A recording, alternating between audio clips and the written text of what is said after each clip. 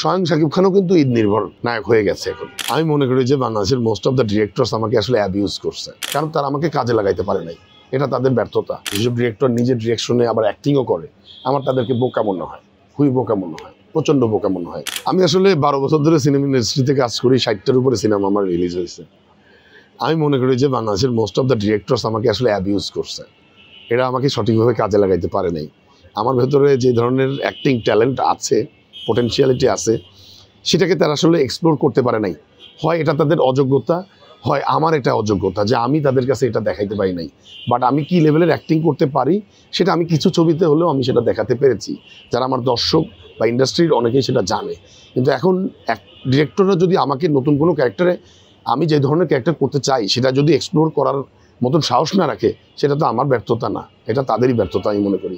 কারণ আর্টিস্টকে কাজে লাগানোর দায়িত্ব ডিরেক্টরের, এবং কোনো ডিরেক্টর কখনো বলতে পারবে না যে আমি আমার কোনো কাজে সিনসিয়ারনেস দেখাই নাই। আমি কিন্তু অলওয়েজ খুবই সিরিয়াস এবং খুবই হার্ড ওয়ার্কার। এখন ডিরেক্টররা যদি আমাকে কাজে না লাগায়, সেটা আমার ব্যর্থতা না। সো আমি ওই জায়গা থেকে মনে করেন যে এক প্রকার স্ট্রেট ফরওয়ার্ড বলি যে আমি খুব বিরক্ত, বাংলাদেশের মোস্ট অফ দ্য ডিরেক্টরদের উপর আমি খুব বিরক্ত, কারণ তারা আমাকে কাজে লাগাইতে পারে নাই। এটা তাদের ব্যর্থতা।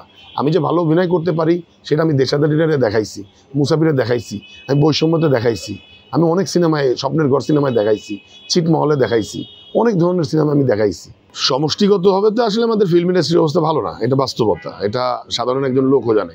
আর আমরা তো ফিল্ম ইন্ডাস্ট্রির লোক, আমরা তো জানি আমাদের ব্যবসাটা আসলে ঈদ কেন্দ্রিকই হয়ে গেছে। কারণ ঈদের ভেতরে মানুষের হাতে টাকা থাকে, একটা ফেস্টিভ্যাল মুড থাকে সবার মধ্যে, মানুষের সময় থাকে, সব কিছু মিলেই কিন্তু দেখেন শুধু আমরা না বা অন্যরা না, স্বয়ং শাকিব খানও কিন্তু ঈদ নির্ভর নায়ক হয়ে গেছে এখন। যদিও সে ঈদ বাদেই সে অনেক বড় তারকা, এটা সে তার গত 24 বছর ক্যারিয়ারে সে সেটা প্রমাণ করে আসছে। কিন্তু আপাত দৃষ্টিতে আমাদের সিনেমার যে সংকুচিত পরিবেশ, সেই পরিবেশের দরুন মনে হচ্ছে শাকিব খান এখন ঈদ নির্ভর নায়ক হয়ে গেছে, কিন্তু আসলে তা না। শাকিব খান আসলে সবসময়ই নিজেকে প্রুভ করে এসছে যে সে আসলে তার আসলে নতুন করে প্রুভ করার কিছু নাই। এখন ব্যবসা যেহেতু খারাপ, এই জন্য হয়তো ব্যবসা যেটা হচ্ছে ওই ঈদেই হচ্ছে, তাছাড়া আসলে হচ্ছে না। এর ভিতরে বোধহয় ডিফারেন্ট জায়গায় হচ্ছে হাওয়া উইদাউট ঈদ হচ্ছে বড় হিট হয়েছে গত 4-5 বছরে, তাছাড়া আসলে কোনো হিট, বিগ হিট নাই ঈদ বাদে। হাওয়া আসলে একটা আপনি বলতে পারেন যেটা রেয়ার কান্ট বি এক্সাম্পল। হাওয়া ছিল একটা রেয়ার, হ্যাঁ। ওই জায়গা থেকে আসলে সবাই এই জন্যে আসলে ঈদে যেহেতু ব্যবসাটা হয়, ব্যবসার সম্ভাবনাটা থাকে, এই জন্য সবাই ঈদেই আসে। কারণ সবাই চাবে যে ইনভেস্টমেন্টটাকে সেফ রাখতে, কেউ টাকার জলে ঢালতে চাবে না। সো আমরাও কিন্তু ইনভেস্টমেন্টটাকে সেভ করার জন্যই আমরা ঈদে, এবং আমরা যখন থেকে সিনেমাটা শুরু করেছি আজ থেকে 7-8 মাস আগে, তখন থেকে আমাদের টার্গেট ছিল যে আমরা রোজার ঈদে আসবো, এবং সেই অনুযায়ী আমাদের সব কিছু আগাচ্ছে। এবং টাইম টু টাইম আমাদের শুটিং শেষ হয়ে গেছে, এখন আমাদের শুধু গানটা বাকি আছে, এই মাসেই আমরা গানের শ্যুট করে ফেলবো, এবং আমাদের এডিটিং অলমোস্ট শেষ।